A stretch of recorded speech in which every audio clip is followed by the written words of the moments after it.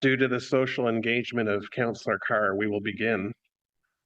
Thank you, my good friends. I'd like to call us to order.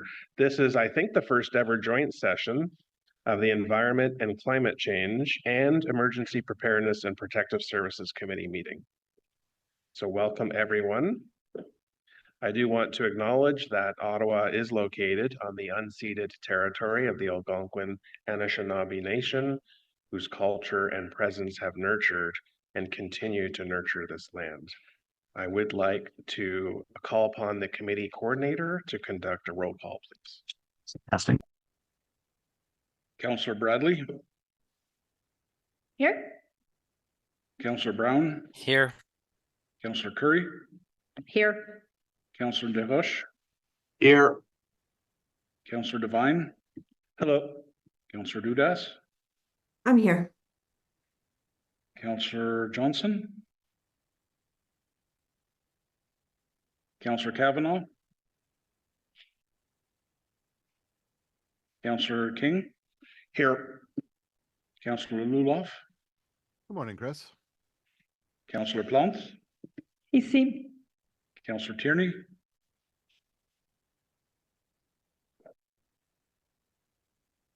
I see Councillor Tierney on the screen. Vice Chair Hill. Present. Vice Chair Carr.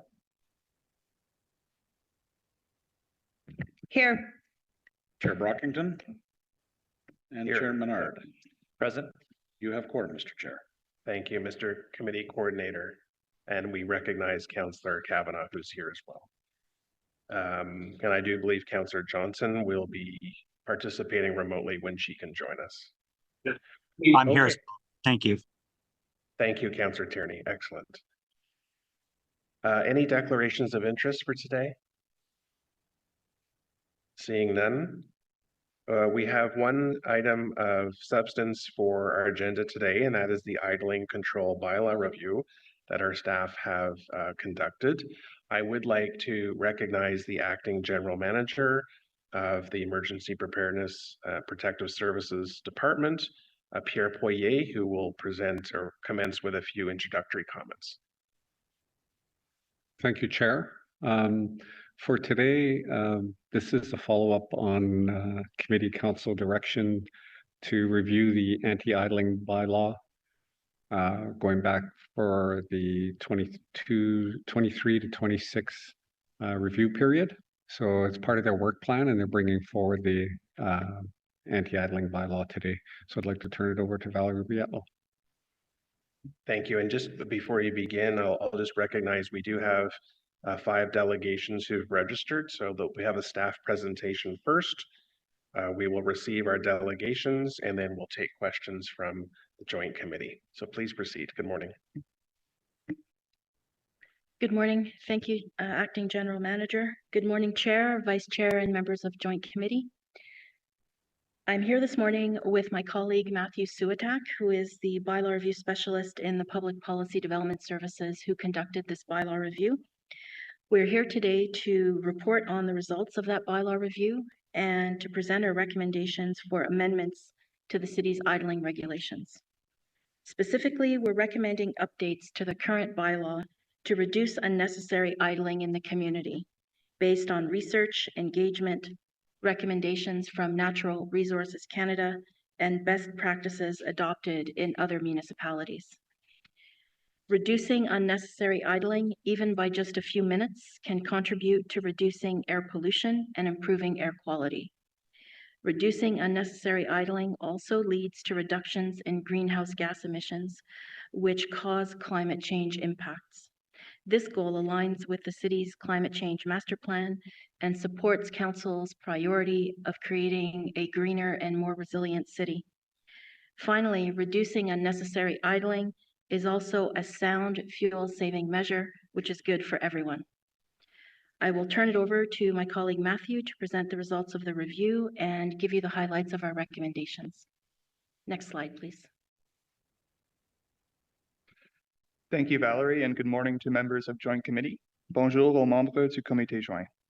I'll begin with some background before moving into the policy recommendations.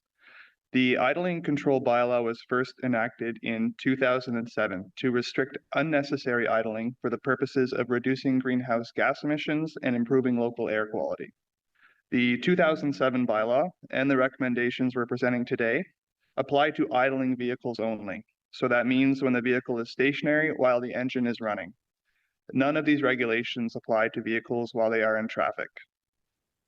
Under the current bylaw, vehicle idling is restricted to 3 consecutive minutes in a 60-minute period, with 12 exemptions for vehicles and situations where no time limit applies. These exemptions recognize that some vehicles or situations require idling beyond any set limit. For example, currently, vehicles assisting in emergencies are exempted, as are vehicles that are idling for servicing and repair. We'll discuss these exemptions in more detail shortly. In July of 2022, Council directed staff to review the idling control bylaw as part of the bylaw review work plan. And the direction has asked staff to consider specifically the maximum idling time limit, the exemptions to that limit, clarity of definitions, and enforcement tools and practices. Les recommandations du personnel sont fondées sur des analyses comparatives et des consultations. Nous avons consulté la recherche et les recommandations de Ressources naturelles Canada concernant la marche au ralenti et son effet sur le climat. Nous avons aussi analysé plus de 30 règlements municipaux sur la marche au ralenti d'autres villes en Ontario et à travers le pays. Nous avons publié un sondage sur Participons Ottawa et nous avons aussi invité des associations communautaires et d'autres groupes de la ville à y répondre. Ceci comprenait 5 autres sondages qui ont été distribués aux secteurs qui sont présentement exemptés du règlement afin de recueillir leurs commentaires, y compris les zones d'amélioration commerciale, les groupes d'entreprises de la ville, les entreprises de construction et des services publics et les associations agricoles, entre autres. Finalement, nous avons aussi consulté le comité consultatif sur l'accessibilité et le Disability Coalition Ottawa pour en savoir plus sur les liens entre la marche au ralenti et l'accessibilité. The recommendations are based on extensive benchmarking research and consultations. Staff consulted Natural Resources Canada's model idling control bylaw and conducted a jurisdictional scan of over 30 idling control bylaws in Ontario and across Canada, including conversations with enforcement staff in other Ontario jurisdictions. A public survey was posted to Engage Ottawa and promoted over the city's social media channels and with public service announcements, and it received 1,045 responses. Staff also invited community associations and other groups to participate. Separate from that public survey, additional surveys were distributed to industries currently exempted from the idling regulations to gather their feedback, including, for example, armored vehicle companies, motor coach, tour bus, and school bus companies, construction and utility companies, and rural agricultural and landowner associations. The bylaw review is also presented to the Ottawa Disability Coalition and at the April Accessibility Advisory Committee to learn more about how idling intersects with and can improve accessibility. Taken together, this research and consultations have informed the policy recommendations for the new idling control bylaw. Next slide, please. The three main recommendations regarding the idling and temperature limits that together can improve air quality and reduce greenhouse gases. Beginning with the idling limits, staff are recommending a reduction in the maximum idling time limit from 3 minutes to 1 minute for several reasons. 1 minute is recommended by Natural Resources Canada. They note that vehicles do not require an excessive warm-up period before driving off, and that 1 minute is a good balance between emissions reductions, saving money from wasted fuel, and avoiding wear and tear on your engine with too many restarts. 1 minute also reduces air pollutants that are harmful to health. And 1 minute has been adopted by other Ontario municipalities with similar climates to Ottawa, including, for example, Toronto, Burlington, and more recently, Kingston earlier this year. Staff are also recommending the introduction of a new 5-minute idling maximum for occupied vehicles in hot and cold weather. So that means when the exterior temperature is colder than 0 degrees or warmer than 27 degrees, including humidex. The reason we are recommending this change is because under the current regulations, there are no idling limits when it's colder than 5 degrees, including wind chill, or warmer than 27 degrees, including humidex. And what this has meant, dating back to 2007, when the bylaw was introduced, is that there has been on average 245 partial or full days a year, which is around 8 months a year, where there have been no idling regulations in effect. This 5-minute idling cap addresses these missing months, and 5 minutes is recommended because it provides time to de-ice or defog your vehicle or to cool it down, depending on the time of year, while also providing a reasonable limit to excessive idling. The recommended temperature thresholds that would trigger this 5-minute idling cap are in recognition of Ottawa's diverse climate and of the impact that hot and cold weather can have on people and on vehicles. The recommendation is to keep the upper temperature threshold at 27 degrees, including humidex, and to move the lower limit from 5 degrees to 0 degrees. Lowering this lower threshold represents minimal vehicle or health risks, and it gains additional months where the 1-minute idling maximum is in effect. This means that when it's colder than 0 degrees, you can still idle to de-ice your windshield or to warm up your vehicle, for example, but we're recommending that this be limited to 5 minutes. It's the same thing when the weather is hot. When it's warmer than 27 degrees, including humidex, you can idle to cool your vehicle down, but again, for a maximum of 5 minutes. Selon les informations du ministère des Transports ainsi que les données de Ressources naturelles Canada, nous estimons que si chaque conducteur de véhicule à combustion interne léger ou moyen à Ottawa diminuait son temps de marche en ralenti par 2 minutes par jour, au bout d'une année, on éviterait d'envoyer dans l'atmosphère plus de 31 millions de kilogrammes de dioxyde de carbone. Ceci correspondrait au retrait d'environ 6700 voitures des routes de la ville, à la plantation de 14 850 arbres et à des économies d'environ 20 millions de dollars en carburant, selon un tarif de 1,50 $ par litre.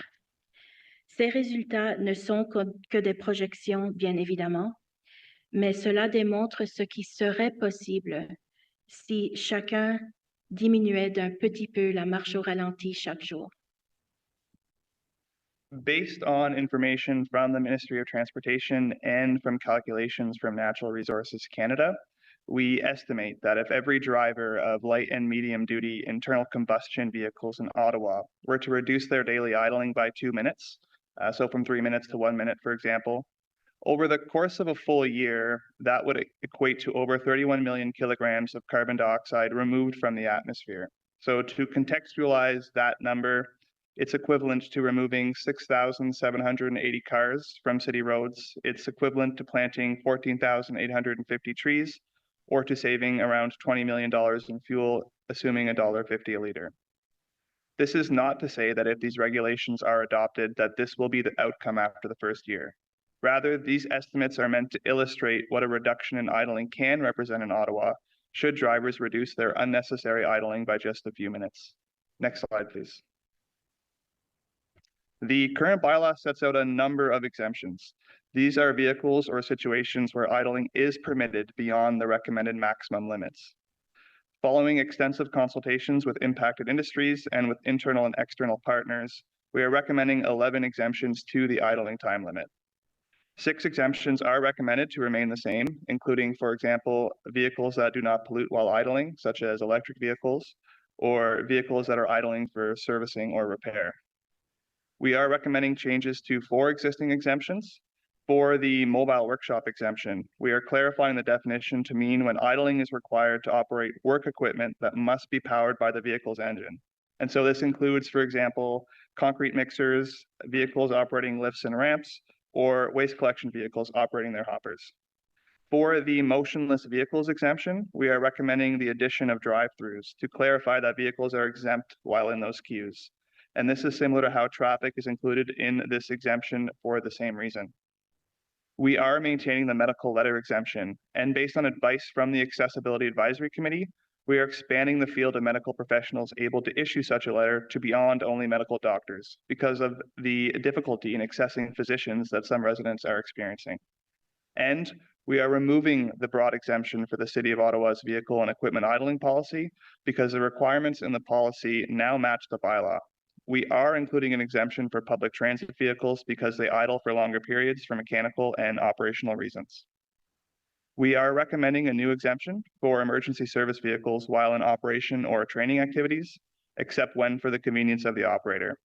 This language is aligned with best practices from other municipalities and with what Natural Resources Canada recommends. This language has also been approved by all of the city's emergency services. And finally, we are recommending the removal of one existing exemption, and that's for parades, races, and council authorized events. Idling in these situations would be covered under the mobile workshop exemption to operate equipment like lighting, for example, or because in the case of parades and races, the vehicles are in motion. Next slide, please.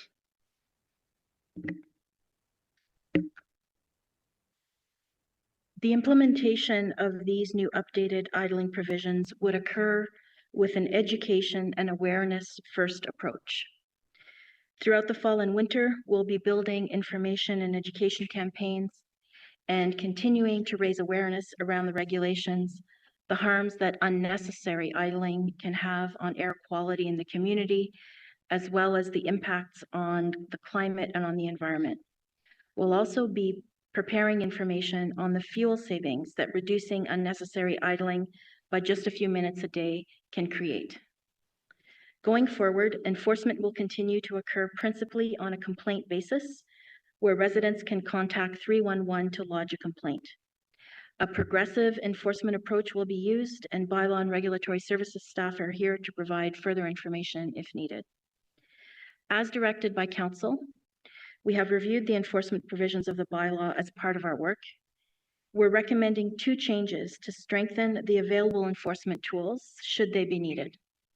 The first change is a provision that will allow enforcement staff to issue infractions against the driver of the vehicle, as is currently the case, but also the owner of the vehicle when necessary and where warranted. The second enforcement tool is the ability for enforcement staff to issue daily and increased fines in situations where there are escalating, repeat, or egregious offenses. The new bylaw would come into force on January 1st of next year, and this creates an implementation period during which the new regulations could be communicated by various means, as discussed earlier, and includes a training period for enforcement staff. Thank you, Mr. Chair. That concludes the presentation. Merci. Thank you, Manager Biello and Mr. Suak for the presentation this morning. Just for context, in 2022, it was Chair Menard who brought forward a motion which Council endorsed to have this bylaw included in this term's work plan and to consider the maximum idling time, existing exemptions, clarity of definitions, and enforcement tools and practices, including fine amounts. So the recommendations that we see before us in the report also aim to reduce unnecessary idling in support of the climate change master plan and our strategic priority for a green and resilient city. So thank you for the work that went into this review and the presentation this morning. We will receive delegations now, and following delegations, open at the floor to joint committee members. So the first registered delegate is Ms. Jennifer Humphreys from the Community Associations for Environmental Sustainability, and delegations just sit over here.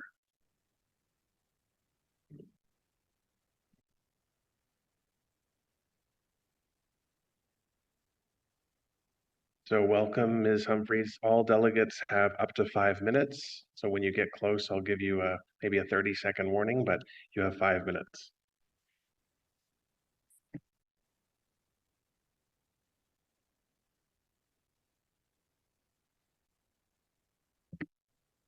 Thank you. I've titled my remarks this morning, Ottawa's Idling Control Bylaw, Why It's Time for a Change. Next slide, please. Here's what I'll cover today. My focus will be on why it's time for a change in the bylaw, what we support as cafes in the new bylaw, and what is missing. Cafes, as you see, next slide, please. Cafes, as you see, is a network of 200 individual and organizational representatives across all wards and over 50 neighborhoods. Next slide, please. Here's why it's time for a change. Since 2007, when the first idling control bylaw was adopted, our city has changed dramatically. We have more people and we have far more motor vehicles on our roads. And under our new official plan, we aim to be the most livable mid-sized city in the country. Under the new zoning bylaw, we're aiming for greater density in many neighborhoods. We also want these to be livable. We've adopted a climate change master plan that sets citywide targets to reduce GHG emissions. And since 2007, the impacts of climate change have become vastly more apparent. Tornadoes, floods, and last year's wildfire smoke, which pushed us to 10+ on the Air Quality Health Index, literally off the breathability charts. Now we need to prepare for even more severe weather events. Next slide, please. What else has changed? We've lived through a convoy which enveloped our downtown and surrounding neighborhoods in toxic diesel fumes. Among other lessons, the convoy taught us how much air quality matters in making our city truly livable. Next slide, please. So what about cost? Councillors are discussing our city budget and facing big challenges. At the same time, almost half of Ottawa's GHG emissions come from transportation. Looking at our city's own fleet, eliminating unnecessary idling would reduce fuel costs and mean less wear and tear on vehicles, resulting in lower maintenance costs. Reducing idling is low-hanging fruit when it comes to both GHG reduction and cost savings. Next slide, please. For all of these reasons, CAFES has been advocating for a stronger idling control bylaw, and we support these key changes. Yes to 1 minute, yes to 5 minutes below 0 and above 27. And thank you to the staff for this report. Next slide, please. However, while supporting these key changes, we find two elements of the report to be seriously lacking. These are education and enforcement. The staff report signals their importance, but allocates no new resources. On education, the report indicates that there will be a communications plan using the Ottawa website, PSAs, social media, etc. In our view, this is inadequate. Top of mind for us are our children and their schools. We have funding for signage that warns drivers to slow down for our kids. So while we care about their immediate traffic safety, don't we also care about their respiratory health? Ottawa Public Health says that children are particularly vulnerable to the health impacts of vehicle emissions because they breathe in fumes directly from the tailpipes. Next slide, please. Here's an example of signage from BC and a handout from the city of Gatineau. Next slide, please. Here's a poster designed by a Hopewell student as part of a competition that we held a few years ago. Kids know that idling is not good for them. The argument in the report that idling control signs would compete for attention with other city signs, city traffic signage, just doesn't wash with us. In this city, we have the creativity to come up with vibrant signs that share a clear message. And all of us just received a householder about the new 3-item garbage limit. This was great. This is the kind of blitz that we need for the idling measure. Next slide, please. Finally, we come to enforcement. It's just not good enough that the online portal can't handle a video because it's over 6 megabytes. At a minimum, there should be a direct email address to bylaw where we can send these videos in. Look, residents don't want to tattle on their neighbor who idles for 5 minutes on occasion. 30 seconds. What they want is the delivery truck driver who idles while eating lunch or texting in his vehicle. But they want to know that when they report repeat offenders, these systematic offenders, these egregious offenders, that their reports will be dealt with. Ultimately, we believe, as does the staff, that this bylaw is not chiefly about penalties, but more about encouraging good behavior. That said, where there are serious abuses, there has to be a mechanism to enforce it. Closing slide. And thank you very much. Thank you. Right on time. Before you depart, there are some questions from committee members, and I'll turn first to Vice Chair Hill.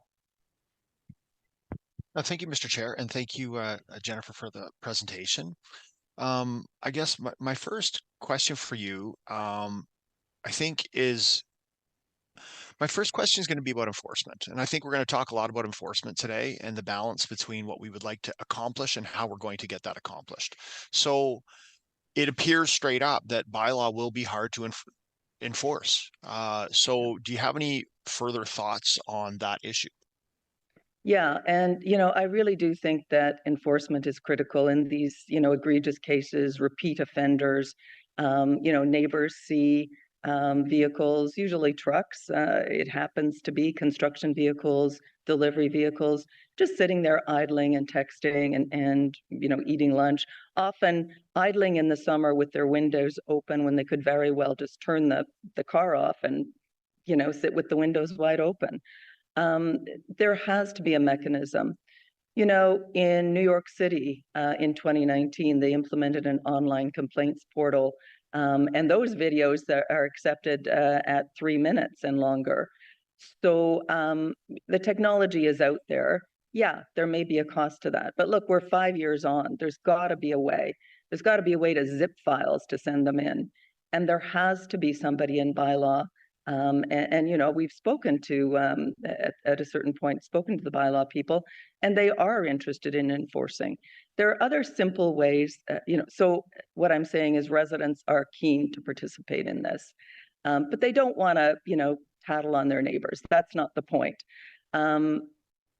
For example, we also have parking officers who are very vigilant in making sure that we are not parking for longer than 1 hour in a 1 hour zone, etc. Could they not be, cross-deputized to deal with some idling cases? I'm sure they see them, but at this point, do they actually have the authority to do anything? Do they even have a handout that they could put in a window? Other things about enforcement, we have these speed cameras, and I think that's great. We really need that. My understanding is that once, the snapshot's taken, goes right in automatically, and automatically a ticket is issued. Could we not have cameras around schools, for example, key hotspots, stay on to identify idlers? Is that something that could be looked into? This may be something for a little bit down the road, but it's something that could be started. The exploration could be started now, and I think that would really help. Thank you. No, I appreciate that. I think what I'm hearing from you, Jennifer, is that your interest is in some investment in enforcement. But I think what I've also heard is a lot of talk about egregious behavior for which I think our current bylaw would still allow for enforcement action. So certainly I'll engage with staff further on both of those issues, but I appreciate the presentation today. Thank you for your time. Thank you. Thank you, Vice Chair. Councillor Blunt. Yes, and thank you so much for being here. I loved your presentation. I especially loved the picture you posted from that the child had drawn at Hopewell. If I'm not mistaken, that's a school in the Glebe, correct? It's in Old Ottawa South. Old Ottawa South. Okay, thank you. Just want to make sure it was downtown. Okay, thanks. Yeah. So just a quick question, and I'm going to really give a very specific example from my ward. So in my area, we have a road called King Edward, and a lot of transport trucks are idling on King Edward because of the traffic situation. And it's not a secret, that is a very low income area. We have shelters, we have about 2,000 Ottawa community housing doors, injection sites, etc. So the lore in the community is there's no sort of solution for King Edward because it's in, a low income neighborhood, whereas the other proposed solutions are in wealthier neighborhoods. That, parking that aside, does cafes have a position about idling trucks? Yes, in the sense that trucks idling, and I'm not talking about when they're in traffic, I'm talking about when they are stationary, and often construction vehicles will idle while they're eating lunch, while they're texting, while they're chatting outside, out the window to a colleague, and that is, just really not acceptable, not required. So definitely we do have a position on that. And that's one of the areas, that I would consider egregious, and where, somebody, a neighbor could easily take a video and flip it in. Or, sometimes we do talk to people and they will turn off their engines, but it's hit and miss. And sometimes you get yelled at. And it's not fun. So I think that we do need to look at that. I do worry about, and Cathay's worries about people sitting in traffic. And we do have stop-start technology for vehicles now. You know, EVs will start to, you know, come into their own, but the transition will take another 10, 15 years. So, you know, and this was in the staff report, that we really do, you know, have a huge dominance of ICE vehicles, ICE, internal combustion engine vehicles now, and we will have for quite some time.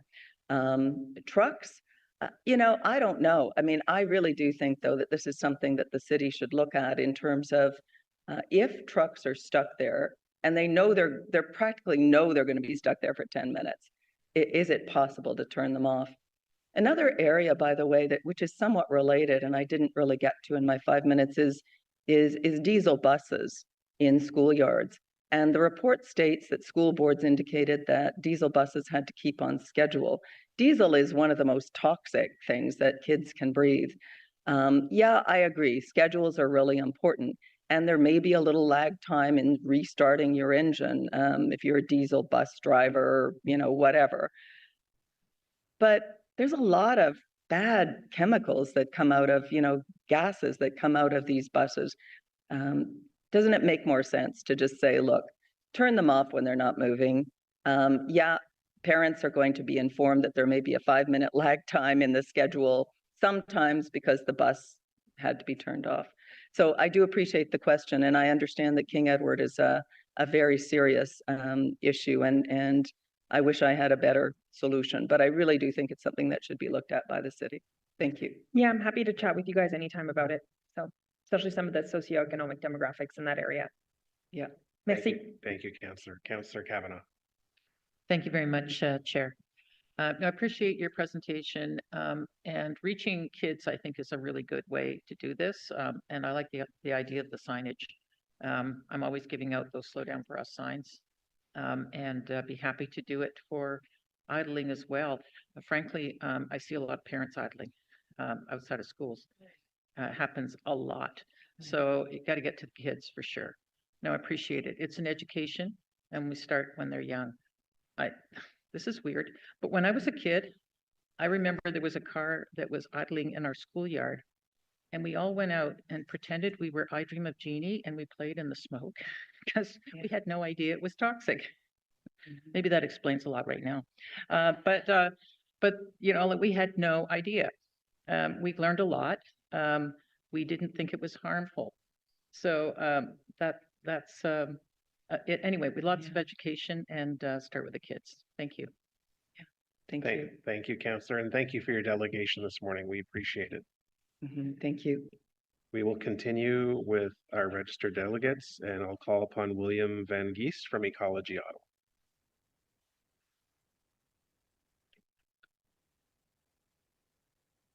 Good morning to you as well. You have up to 5 minutes. Thank you very much, Chair. And you can hear me okay? Great. So first of all, thank you for the opportunity to address you. So we think these recommendations are headed in the right direction. So we applaud staff for that. A shorter permitted idling time means less air pollution, of course. This in turn means progress toward our commitment to zero emissions and improvements to public health. And the durations proposed in these recommendations are well supported. Scientifically, they're based on guidelines from Natural Resources Canada, as has been mentioned. Politically, the survey taken earlier this year showed that most Ottawans are in favor of these proposed durations. Lower limits may also help bylaw officers improve the bylaw's poor enforcement levels to date. The additional restrictions on idling at temperatures below and above the primary range of 0 to 27 degrees are also common sense and should be supported. Of course, there will be cases where idling may be necessary, and staff have reviewed and revised the exemptions in consultation with various groups. These recommendations are therefore an easy win. This is also an opportunity for Ottawa to catch up with peer municipalities. Toronto, Burlington, Kingston, and Vancouver, to name a couple, all have comparable restrictions. Indeed, it would be disappointing for Ottawa to fall behind, as we have so lamentably with our high performance development standards, our curbside waste disposal, and our climate change master plan. In short, this is a well-needed, easy win. We do, however, have a few additional recommendations. First of all, we call for no exemptions in school zones and other areas with high concentrations of vulnerable people, like daycares, seniors' homes, and the like. The only obstacle for this in school zones that the report mentions is school buses, which require idling for their operation. If this is the case, then permit only school buses to idle. But we must not subject kids with their fragile respiratory systems to the harmful toxins in exhaust. I should note that had the city answered our years-long call for the school bus fleet's electrification, this wouldn't be a problem. We also think signage should be erected in these areas that I just mentioned. While certainly right-of-ways have lots of signs, signage for standing vehicles is different from signage for moving vehicles. In short, one has time to read the sign because one has stopped. We understand that signage entails a cost, but what's the cost of deploying bylaw officers? And more importantly, what's the cost of subjecting our kids' lungs to the toxins in exhaust? I've mentioned the health effects of idling a couple times, and we have to wonder, why is there no mention of Ottawa public health in this report? Idling often occurs in areas with high pedestrian traffic. Shouldn't OPH have been consulted and recommendations from them incorporated? We were also wondering about the fine. It's currently at $500 according to the report, but as the report lays out, this is substantially more than our peer jurisdictions, which are more in the $100 to $200 range. We know that enforcement has been very poor, an average of only 7 citations per year. So we ask staff, is the fine size a factor in this poor enforcement, and would a range make more sense? We also find the technological limitations cited in the report as a barrier to video submissions by members of the public. That is, that the city's submission system can only receive files of 6 megabytes. A bit problematic. Surely in the 21st century, we can find a solution to this limitation.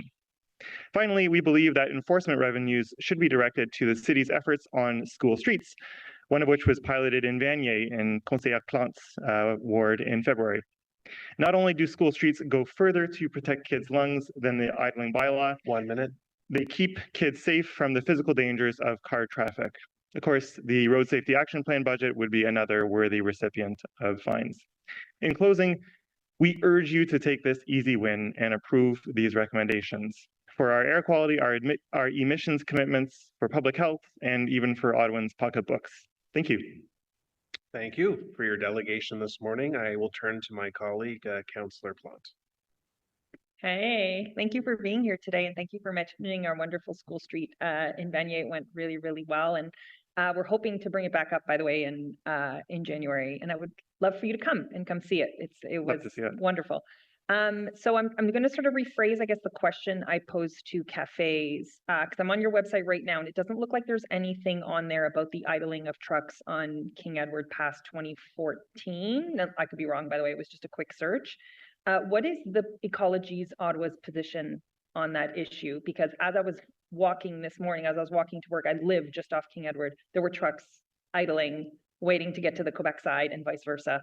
So yeah, if you could tell me what that is, I would appreciate it. Yeah, so we haven't waded into that issue in a meaningful way, and that's in no way a reflection of its seriousness. There's no question that this is a major problem. If I recall correctly, there's a case in the Ontario Human Rights Tribunal on this issue. I'm a little hazy in the details there. But as you mentioned, particularly the proximity to low-income communities is very disturbing. That kind of aligns with the results of our Breathe Easy reports, our air quality monitoring in, I think, is 2020, 2021, 2023, this correlation between poor air quality and low-income communities. So this is completely unacceptable, the emissions coming from King Edward, and to say nothing of the dangers to all the humans in the area. This, again, just a completely unacceptable situation. The some solution to divert vehicles is absolutely, I think, essential. My understanding of the proposed recommendations is that, unfortunately, trucks on King Edward wouldn't apply because they would be one of the exemptions, namely motionless vehicles in traffic. So my sense with this discussion is it doesn't apply, but again, I just think the seriousness of that problem needs to be underlined and the urgency of finding a real solution too. Merci beaucoup, and thank you again for all your advocacy you guys do. It's wonderful. Merci. Thank you. Great. Thank you. Seeing no other questions, thank you for your delegation this morning. It is appreciated. Thank you, Chair. Next, we'll hear from Kestrel Raggett from the Enviro Center. Welcome. Good morning to you. You have up to 5 minutes. Great, thank you. Good morning. My name is Kestrel Raggett, and I'm here on behalf of Enviro Center to express our support for the motion regarding the anti-idling bylaw and education campaign. We thought it was important to be here today, although the expert in this topic from Enviro Center was not able to attend. I'm attending in her place. As described in the staff report, idling vehicles contribute significantly to air pollution. Idling mostly occurs in high traffic areas like school zones and busy city streets, which can pose serious health impacts for our vulnerable populations like children. Idling vehicles cause harmful emissions that contribute to climate change. The city declared a climate emergency in 2019 and recognizes the need to take action to reduce emissions. Reducing the amount of time that a vehicle can idle is a step towards reducing largely unnecessary emissions. These policies and guidelines are a key part of the pathway towards a net zero future and a healthier environment. Engaging and informing residents through a public awareness campaign is also an important part of the recommendation. Many drivers are not aware of the harmful effects of idling and that it is largely unnecessary. We encourage the city to explore innovative ways of engaging residents on this topic and go beyond simple messaging with limited reach. We hope the city will engage with local businesses and schools to help them understand the bylaw, understand their signage needs, and also how they can take action to reduce idling. Thank you to staff for the report and the recommendations before us today. Enviro Center supports this motion. I will not be taking the full 5 minutes. Well, thank you very much. We appreciate you were able to make it today on behalf of the Enviro Center. I do not see any questions from my colleagues, so thank you very much. Next, we have Professor Thomas Walker from Carleton University. Is Mr. Walker here or online?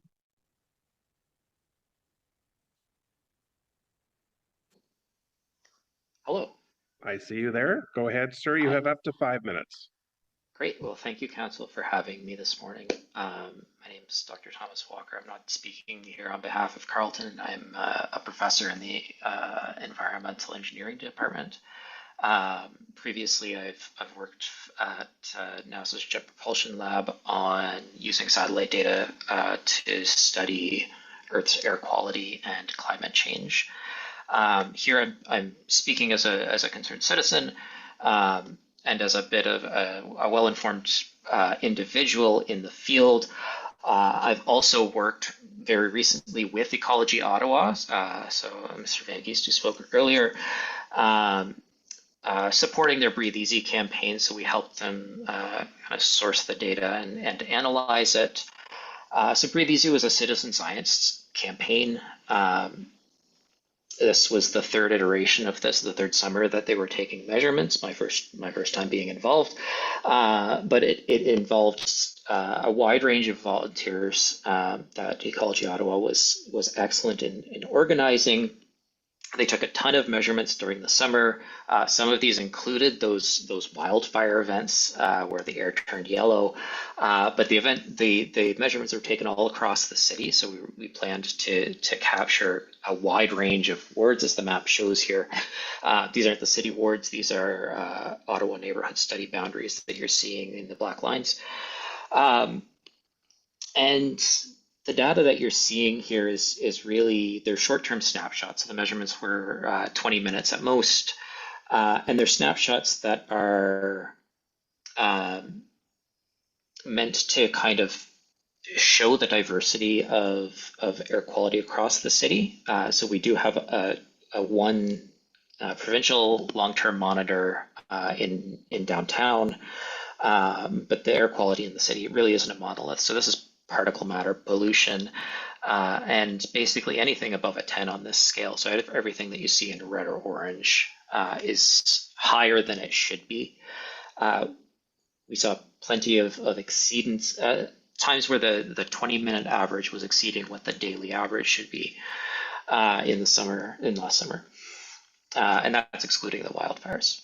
As was stated before, all of the Breathe Easy campaigns have shown consistent negative correlation with mean neighborhood income. So that means folks who live in poorer parts of the community are more likely to experience worse air quality.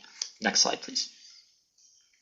I wanted to also point to some of the evidence about air quality and idling specifically, and its relation to air quality. Staff did a great job of laying out what the climate impact might be of this.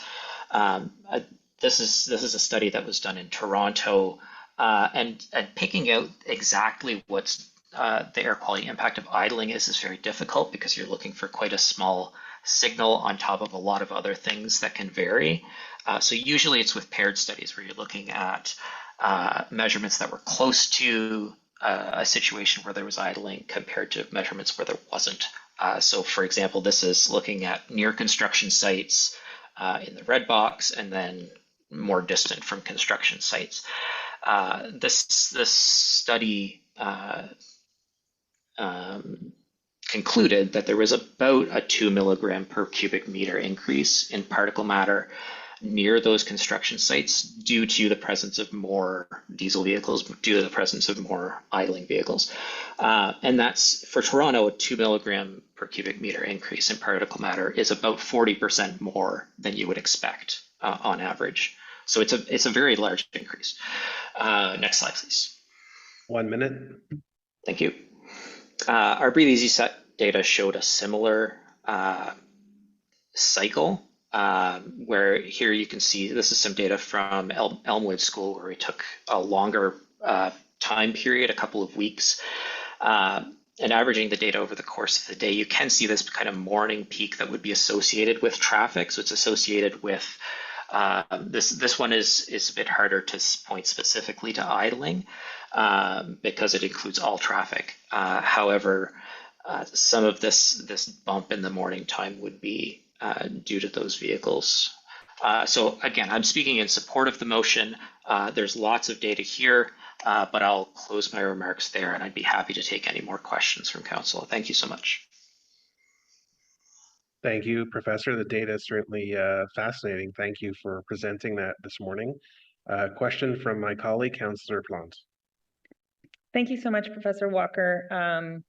I was just wondering if you could, because I think you may have run out of time there. Could you talk about the effects of the pollution that you talked about in reference to low-income communities? Why is it we are more tolerant of these in areas where maybe people don't have the gravitas or the money or the time to advocate otherwise? So that's an excellent question. So the data certainly shows that there is this persistent correlation, and it's not just an Ottawa problem. This has been shown in places like New York, Toronto, and I don't know that it's an intentional planning issue. It's more of, I think, a synergistic issue where you have a driving down of things like housing or rental costs near to places where you have pollution sources.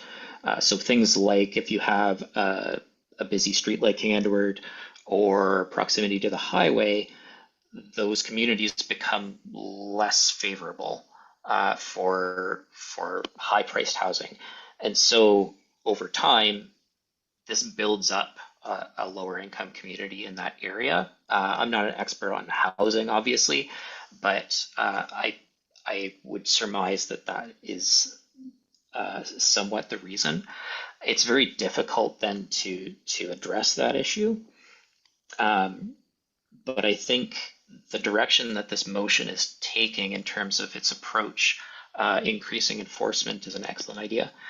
Increasing education, I think, is very important because there are long-standing, well-known biases and myths that persist about idling in the population, and that it happens more than it needs to, for sure. Thank you for your question. Thank you so much. Thank you, Professor, for your time and your delegation this morning. It's appreciated. Thank you. My pleasure. Our last delegate this morning is Ms. Joan Freeman. Good morning. Good morning. We see you. You have up to 5 minutes. Please go ahead. Okay, thank you. Good morning. Got my papers out of order here for a sec. Sorry about this. I'm part of a working group that sent you I sent you some information on some of the work we did in support of this review. But I'm part of a working group of 5 community associations, and we started that we're interested in idling. We started in 2020, and I think Jennifer Humphreys has shown you the picture of the posters with the school kids. That was one of our first initiatives, and that was super well received by both teachers and elementary school kids. So that was interesting. There's a little bit of a competition. And then the convoy really galvanized our group. A lot of downtown people got together and they were very concerned. The Centertown people were leading it, partly because of asthma issues that in fact some of the leaders of this had. And I sent you the information that we forwarded on to the previous committee and in support of the review. And I think it aligns, if you will, with some of the, it's basically research on what other cities have done, and it aligns with some of the research that staff have done. It's a bit dated now, but I think it's useful for everybody to know that. I want to state that we're fully in support of the new bylaw changes. We think what staff has come up with is, if you will, a bit of a Goldilocks solution. Puts you in the middle of what most and least progressive cities are doing. And I think it's also practical and can be implemented. But I think the real issue is a question of if it's implemented. If it's implemented, and I think this is important to realize, it'll make a difference in air quality and health. It'll save the city money and residents as well. And it will also reduce greenhouse gases a bit. So all of those things, and that's kind of at this time of tight fiscal issues and tough decision making, it's nice to have a win-win opportunity to decide on something. So it's good news. The catch is that it does need to be implemented. And I want to talk a bit about that. Others have talked about that as well. I'm going to restrict my comments to what I consider practical, low cost and cost-effective implementation, sort of recognizing the situation that our city is in with financial issues right now. And on 2 main points. And one is to do with municipal itself, cost savings and leadership. And the second point is to do with more of the public enforcement. So on the municipality, our working group reviewed what other cities had been doing, and I was stunned. I came up with a report which I couldn't put my hands on this morning, unfortunately, but I will if you need it, from the city of Edmonton, which enforced a zero tolerance policy for idling among all of its vehicles that weren't exempt.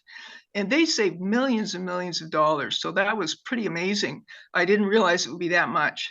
And the other point on that is that it was something to do that really exercised and showed leadership by the community politicians and staff to be able to do this. I think that we get so many comments about egregious examples of idling, that it would be nice to be able to show leadership on this.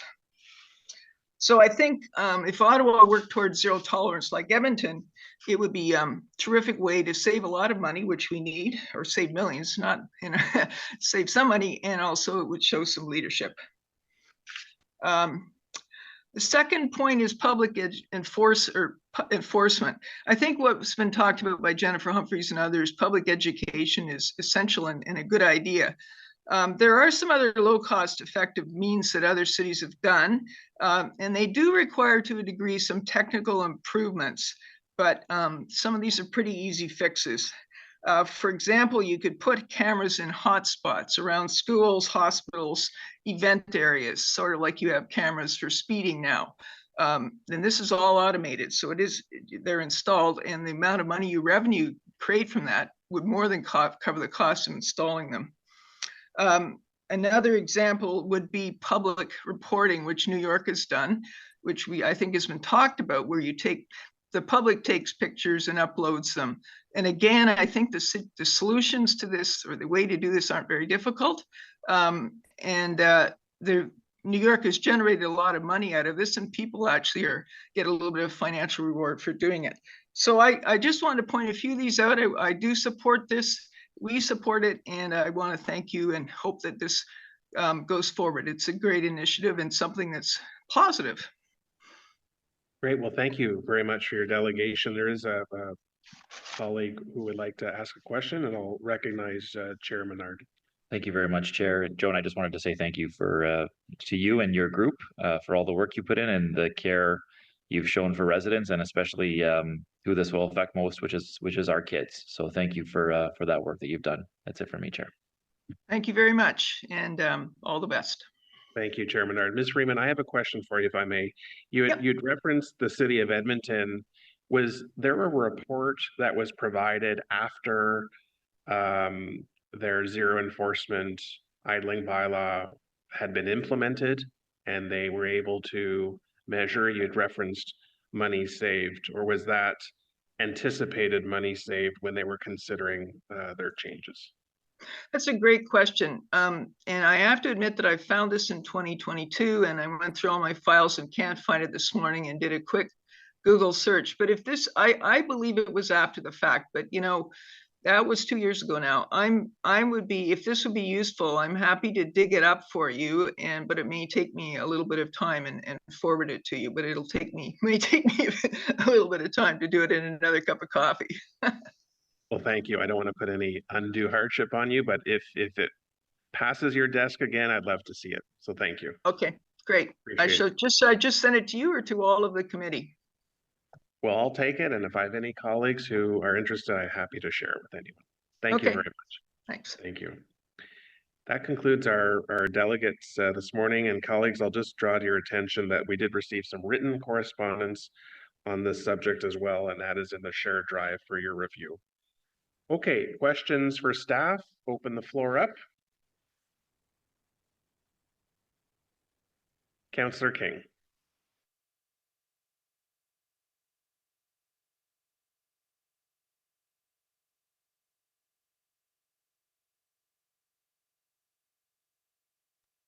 Mr. Chair, we can't hear Councillor King at home.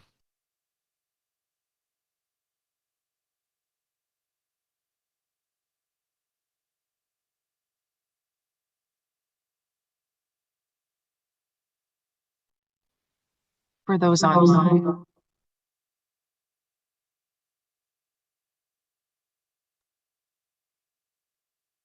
We can hear the chair and we can hear the clerk, but we cannot hear Councillor King.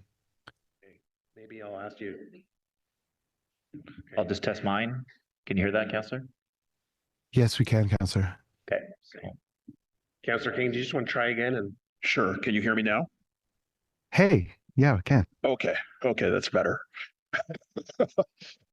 So, no, well, I had started off just thanking staff for the report, for the in-depth presentation that you provided to us today, as well as before this meeting. Did have a number of questions just based on some of the residents' concerns about the idling control bylaw just generally. So residents have noted the absence of a mechanism to submit idling infraction evidence in the form of 1-minute videos of idling motorists, which can assist bylaw with more responsive enforcement of excessive idling violations. I was just wondering if you can tell us whether different types of technologies, whether it be an online portal or other methods, are being considered. Mr. Chair, yes, that's right. We consulted with IT staff in addressing this particular question. The issue now is that the city's technology doesn't allow the submission of videos through a portal. However, video submissions can still be emailed or provided directly to bylaw staff. I would defer to our bylaw staff to answer any questions about that. So it is possible to submit videos.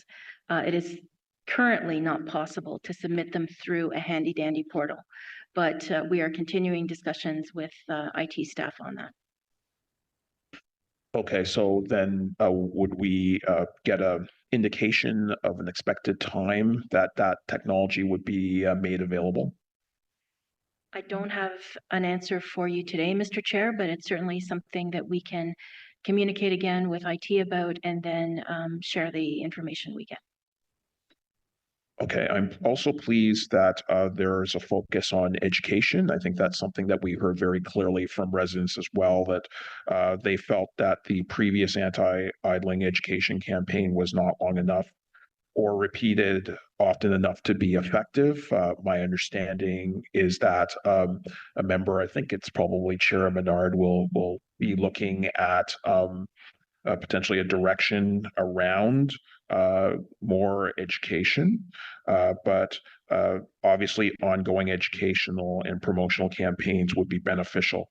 So I was just curious, what are the city's plans in terms of those campaigns, and whether the city is looking at really addressing education, the education component, by really enhancing the number of partners that we engage in, whether it's businesses, schools, or hospitals. Mr. Chair, over the coming months, we expect to deal directly with those businesses that the councillor just mentioned, community partners, engaged parties that we consulted with during our review. We'll provide, of course, the results of the review and any information regarding council's decision on this bylaw. We'll also be working with internal partners, Ottawa Public Health, bylaw and regulatory services, obviously, and our public information branch to build out a strong communications plan. We'll leverage ottawa.ca, we'll leverage the city's social media channels, public service announcements, and we're also looking at potentially developing material to provide to community newsletters and those types of channels as well, to make sure the outreach is as broad as possible. That's excellent. I know that we need to continue to broaden education. So any approach or any tool that we can really enable to do that, we should continue to pursue.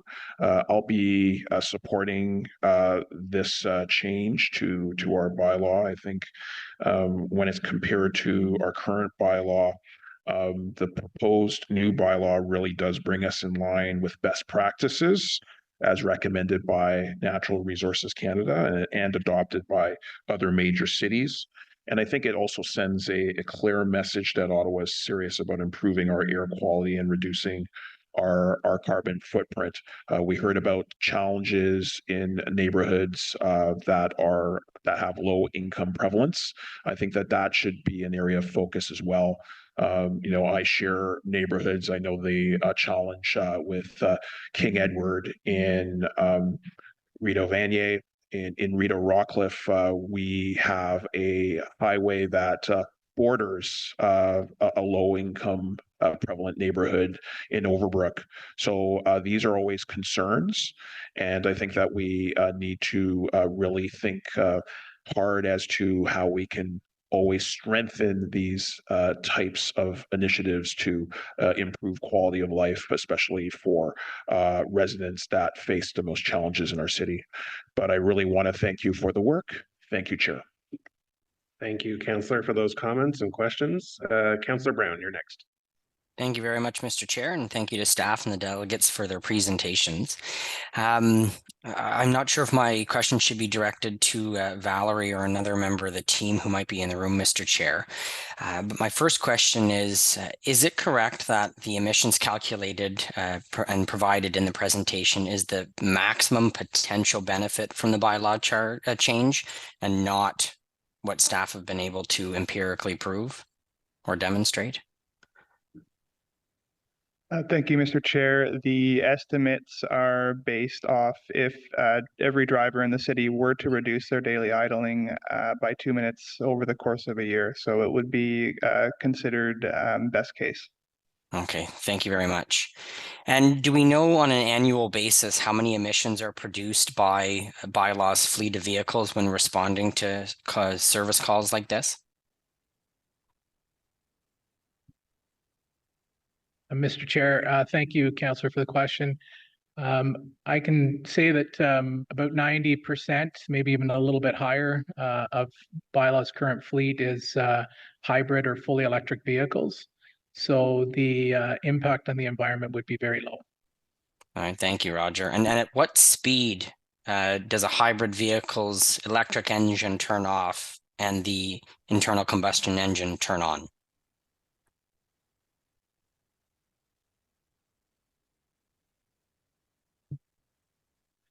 Mr. Chair, Councillor, that's a great question. And unfortunately, I can't answer that question for you. I have no idea. Oh, that's okay. Thanks, Chief. The reason I asked that is if there's an emissions service call generated by a member of the public on Gilroy Road, which for my colleagues' edification is the very last road in the city of Ottawa in the southwest, which is approximately 75 kilometers away from Industrial Avenue. Most of that is highway driving. So if an officer is dispatched from HQ, and I recognize that they aren't always dispatched from HQ, that they're already out in the city doing other work, but if they have to drive down the highway, I don't think a hybrid vehicle is using the electric engine for that. And the transit time alone could be upwards of an hour. I know it takes me about 45 minutes to transit across my ward, and I never leave it. So when we're looking at the comparisons to sister cities to Ottawa, recognizing that all of urban Ottawa fits in my ward. And that's not to say how large Councillor Drew's ward is, or Councillor Kelly's, Councillor Kitt's, and a portion of Councillor Luloff's. It's not a one for one, it's not a like for like. I certainly think that the presentation is well-meaning and the changes are well-meaning, but it's always about the maximum potential benefit, but very hard to enforce. So Chief, I know we have the information contained in the report in terms of the enforcement action with the current bylaw, but can you reiterate that for the members of committee? How many violations have been issued? How many verbal warnings? Mr. Chair, thank you, Councillor, for the question. Currently, over the last 5 years, we average about 270 service requests per year related to idling. The enforcement actions are fairly low. I would say about 7 charges annually and about 10 warnings annually as a result of those service requests. And what's the financial implication of a charge? Currently, the set fine is $500.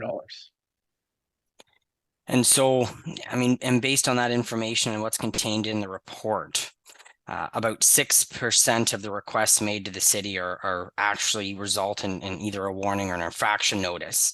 And about 2.6% of these requests result in that infraction notice. So even lower for that dollar value that we're generating. So it kind of sounds like 94% of the effort is wasted. And whether that's with Service Ottawa agents or bylaw officers having to attend the location. I know, Chief, in some cases, we send a letter instead of sending an officer, and that's usually what happens on the first request, but then every time after we typically send an officer. Is that correct? Mr. Chair, yes, thank you for the question, Councillor. Yes, that's correct. You're speaking about our alternate response program, so that's something where we can, if the vehicle or location's been identified, or the company, the fleet vehicle, we can send a warning letter directly to the registered owner of the vehicle, and we have been doing that. That is a change in the new vehicle, in the new bylaw now, is that we can, it is an offense now for the registered owner of the vehicle to allow a vehicle to idle, so it's going to be much easier for us to take enforcement action against the registered owner. All right, thank you. So would you say, Chief, that the bylaw as it currently stands is challenging to enforce? Mr. Chair, thank you, Councillor. Challenging, yes, because it does take time. It's resource intensive, obviously. But the way the bylaw is structured, it's actually fairly easy to, if the evidence is provided, it's easy for us to take enforcement action. And with the update that's being proposed, will this bylaw be easier to enforce, or will those same challenges still exist? The same challenges will exist, but certainly some of the changes to the bylaw will certainly make it easier for enforcement. All right, well, thank you very much for that. And Chair, I appreciate the time and the indulgence of our colleagues. I really don't think the proposed changes are ready for prime time yet. I struggle to understand if we're trying to really talk about education instead of enforcement, why we wouldn't just come forward with an upgraded communication strategy so we can talk about the benefits of shutting your car off and not idling. And as our colleagues know, I drive an electric vehicle, so this isn't anything to do with anti-environment. What we really need to focus on, though, is a bylaw that can be enforced, that has at least some kind of chance of not wasting staff time and precious tax dollars. I said yesterday that we need to be really looking at every penny spent in this city, and I don't think this bylaw is going to help do that. So, Mr. Chair, in a few minutes, I might have a motion that I would like to table, but I'm working with the clerk's office now. As soon as it's ready, I'll be sure to share that with you and our council colleagues. Thank you for the time, Chair. Thank you, Councillor, for your comments and questions. Councillor Curry, you're next. Yeah, thank you, Mr. Chair. I'm inclined to support this. I'm going to support this, not just inclined. I just have a couple of questions because I had a number of emails on this, and I think, like councillors around me, I think Councillor Kavanaugh was saying, you know, this waiting in front of schools is something that we get emails on all the time. It's very frustrating for everybody, whether people live there and have to breathe in the smoke or if it's just kids. I mean, I have situations in Canada that I know where, because parents want to get first in line to pick up their student, they're using their car as an office.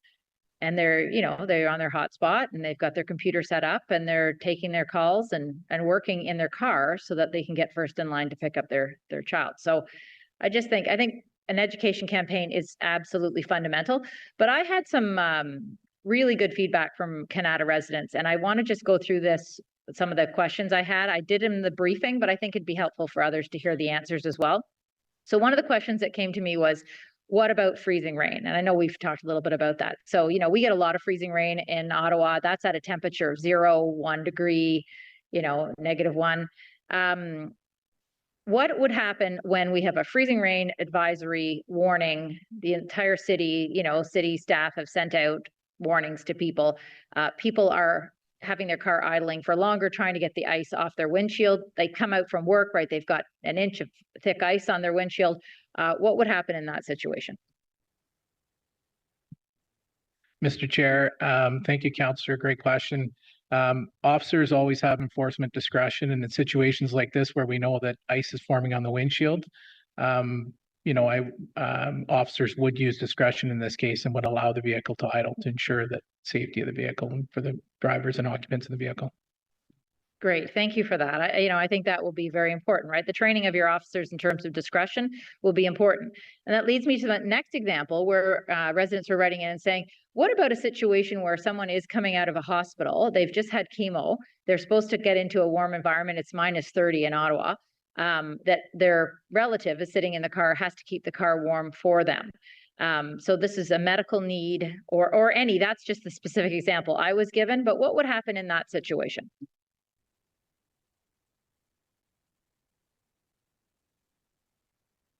Mr. Chair, again, great question, Councillor. There is an exemption for medical letters, so we would first ask if there was. I would say that even in a case where, because they had just gone through chemo and, it would be something that the officer would use discretion on again. So again, we're not focusing our enforcement in these type of situations. This is for blatant disregard of the bylaw. And in cases like this, I would suggest that the officer would use discretion and allow that vehicle to idle. Great, thank you very much. The other comment, I think other councillors may have gotten this as well, and I think we talked about this a little bit about people using it as a weapon. So weaponizing this bylaw. So, a neighbor calls on another neighbor. I mean, that's a big part of your life in bylaw, I think, trying to manage all of that. But, you know, in particular, say, you know, somebody lives near a school and thinks, okay, here's my chance. I'm gonna get this, you know, car in front of my house with a fine. Maybe you can speak a little bit about your progressive approach, because, you know, if we talk about education, how important it is that people are aware of the impact, and then bylaw has a progressive approach to that situation. Maybe you could explain how that may prevent that weaponizing of this. Yes, Mr. Chair, thank you, Councillor.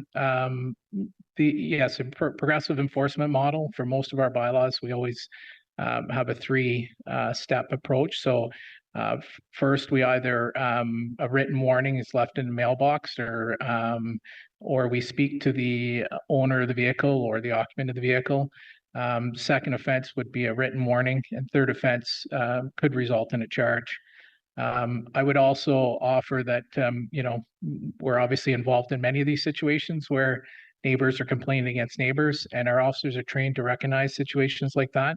And again, enforcement discretion would be used in situations like this where we believe that the bylaw is being weaponized against another neighbor. Great. Thank you very much for explaining that. The last comment I will make is based on an email that was sent to all of us. Chair Brockington, you'll recall the woman that wrote in and talked about stickers that could go in city vehicles that just simply say no idling. So reminding our drivers at the city, you know, make sure you're remembering our own bylaw and the amount of money that that might save.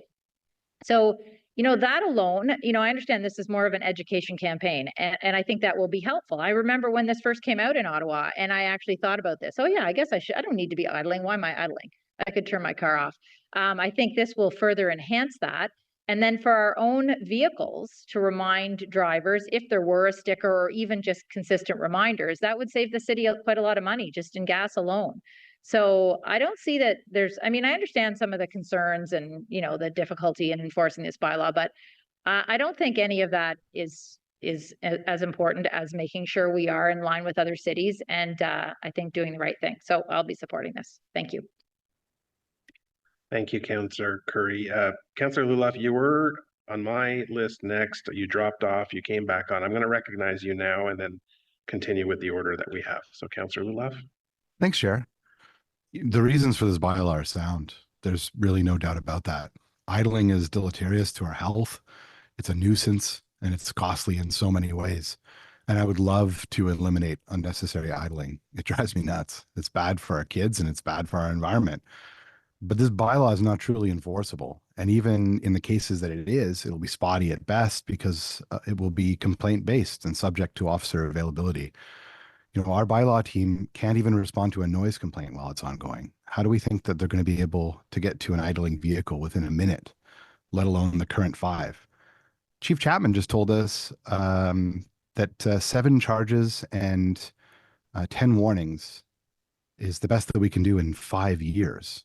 That's not his fault. He works hard, and so do his staff. But to get 270 complaints and only have 17 of them come to some sort of resolution doesn't exactly qualify as a success or a good use of our resources. Strengthening an already unenforceable bylaw, I don't think is the play here. Common sense is. Bylaw already is strapped as it is, responding to neighbor disputes about every petty subject under the sun. And they can't even respond to the bylaws that are enforceable in a timely fashion. Not to mention the price of fuel right now. The only people who think that they can afford to idle are the government vehicles who are spending your money while they do it. And we're exempting the majority of them anyway. Those who are idling unnecessarily can be reprimanded for it under the current bylaw as it stands today, if it's enforced properly.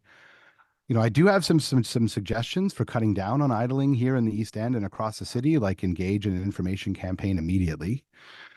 Build the Brian Coburn extension with a BRT to encourage transit ridership and allow for South Orleans to get to their destination faster.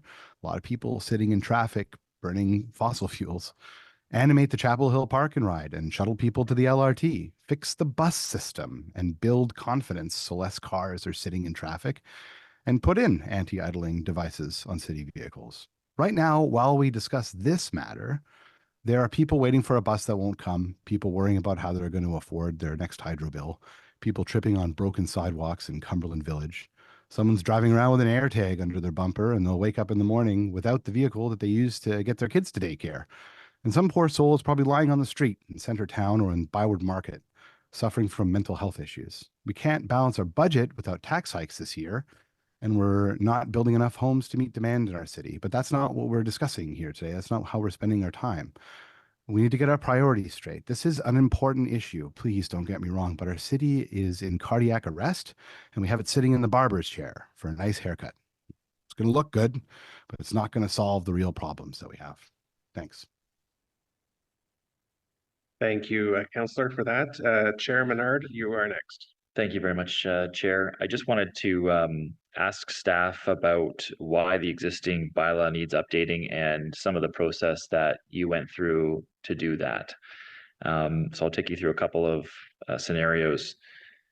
Right now, the existing bylaw does not allow for some exemptions that you did research on and worked with different departments. Can you just go into a bit more detail about where the existing bylaw does not allow those exemptions and why the updating of this bylaw is important for some of those exemptions? Thank you, Mr. Chair. As part of this bylaw review, we are recommending some updates to current exemptions. For example, the medical letter exemption that is under the current bylaw that permits idling for medical reasons can only be obtained by a medical doctor. But in consultation with the Accessibility Advisory Committee, we are recommending to expand the list of medical professionals that can issue such a letter if needed. We are recommending some changes to existing definitions to really improve clarity and the applicability. And we are recommending as well exemptions in situations where we have heard that it's required. So we have done work on the exemptions and we have consulted extensively on those as part of this review. Thank you for that. The existing bylaw, as I understand it, is not in force for 245 days a year. And I've heard my colleagues talk about the laudable benefits of reducing idling.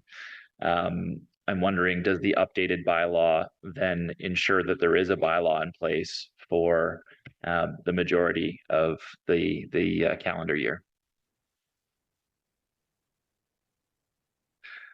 Thank you, Mr. Chair. The recommendation is for a 5-minute idling maximum when the temperature is colder than 0 degrees or warmer than 27 degrees, including humidex. And that is to address the gap in the current bylaw where there is an exemption for occupied vehicles in hot and cold weather that amounts to about 8 months a year without an idling time limit in effect.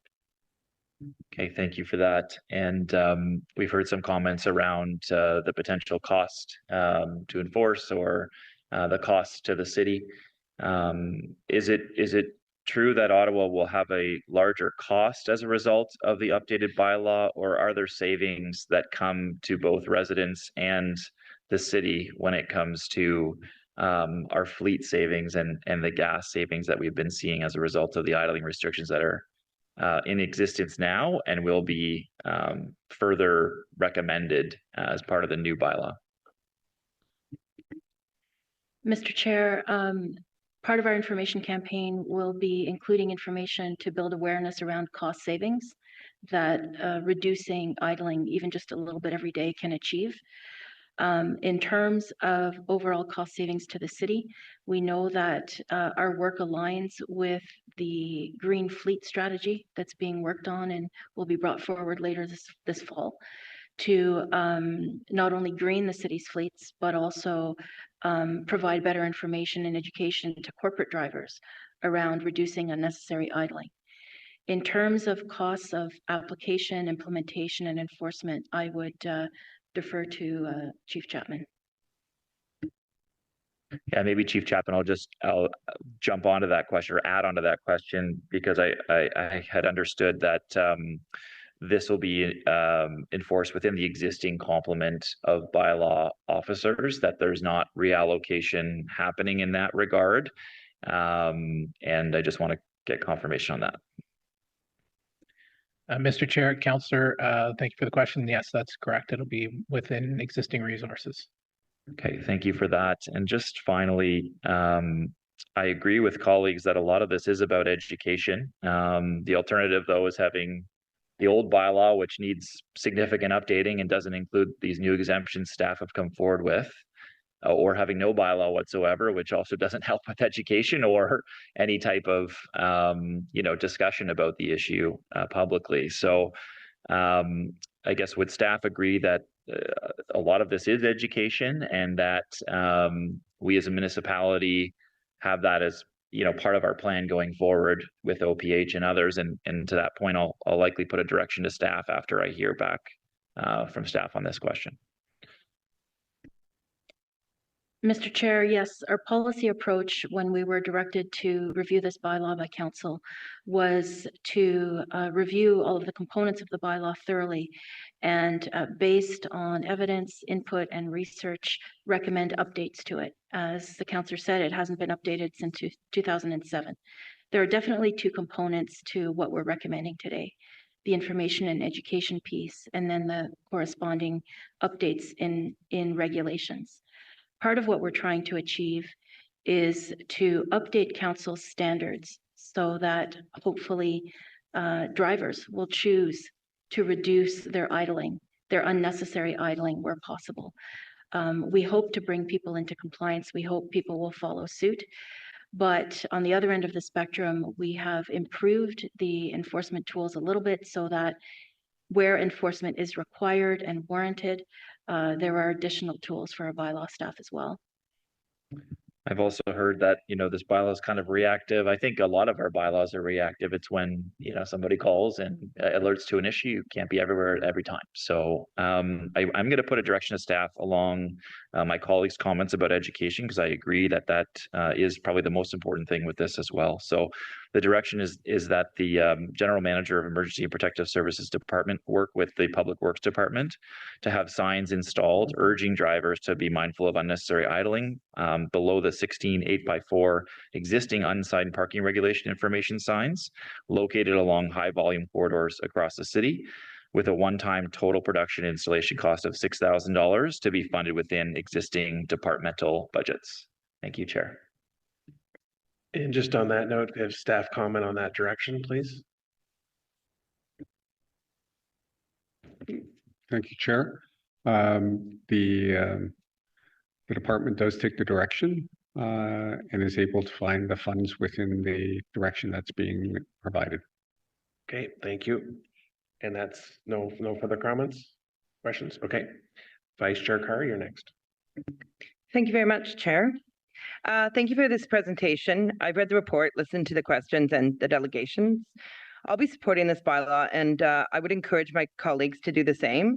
This bylaw is primarily about education and recognizing that our behaviors have to change, and even incremental changes assist. Just with respect to, I heard one of my colleagues, I think it was Councillor Brown, wondering why this is not just about education. Part of the reason, and I think he expressed also concerns about, potential costs. Part of the reason why it's not just about education is because the previous council voted, I think it was almost unanimous, on having staff look at this, and they've already invested a significant amount of costs in doing so. We heard them highlight how much consultation has gone into this, looking at best practices, looking at other jurisdictions. So we've already got a sizable sunk cost on that. I don't believe that this truly is about enforcement, nor should it be. I think that the enforcement aspects offers us opportunities such as those in the convoy, for example, when we're already down ticketing and looking at people breaking the law, and having the opportunity to leverage another bylaw for a fine. I do think an incremental approach is important. Councillor Curry mentioned when her experience when the first bylaw came in, and wondering, do I really need to be idling? That really happened to me. My kids were born in 2004, 2006. I used to take them all the time to mom and baby activities and play groups and this and that, and I would always put them in the car, turn the car on, and then load up the stroller and the groceries. And after that bylaw came in, it made me think a lot about my behavior. I'd always done that. And just in terms of, they're in their snowsuits, do I have to start the car? And I know that it did change my behavior, just the fact that we had an idling bylaw. I wasn't expecting a bylaw officer to come in around and, charge me. It was just knowing that behaviors had changed. And I think incremental change for behaviors over time is really important. When I think about, I was one of the older members on this council and, born in the very early 70s and grew up in the 70s and the 80s. I used to drive around in a station wagon with simulated wood paneling, no car seats, all of us jammed in the back. The smoke would be blue from my dad smoking his Rothmans. And over time, we had car seat legislation introduced. We had seatbelt legislation introduced. We had smoking. And so things do take time for a change in behavior. I remember, going to my grandma's and her making, we had Thanksgiving dinner, and I remember the bags of empty Miracle Whip jars and Spam cans and fruit cocktail cans, because we didn't even have recycling. And over time, we have now waste limits, we have recycling. I think we definitely have better food choices from a public health perspective, but it does take time for changes in behavior to be implemented, and that's why I'll be supporting this today. Thank you. Thank you, Vice Chair. Although Thanksgiving spam and fruit cocktail, I'm not sure about that combination. We could have I can make you a fruit jelly sandwich and a Spam sandwich if you'd like, Chair. Fair enough. Thank you, Vice Chair. Councillor Carr. Or sorry, Councillor Kavanaugh. I can't top that Thanksgiving dinner. Thank you. I wanted to know, is there any kind of budget for signage? We've heard about that, and there, just in terms of schools, like to offer school signage. We have the Slow Down for Us signs that we put everywhere, but particularly around schools, that we could offer, a few signs per school and let the schools handle it. Mr. Chair, no, I'm not aware of such a budget. That being said, if schools, and we did consult with school boards and as many private schools as we could as part of this work. That being said, if schools would like to reach out and collaborate with us on an information education campaign, be more than happy to have that happen. And again, nothing in this bylaw prevents a school from installing idling information signs on its own private property, of course. Okay, but we're not willing to do it to create signage. Mr. Chair, I am not aware of any budget that's available for that.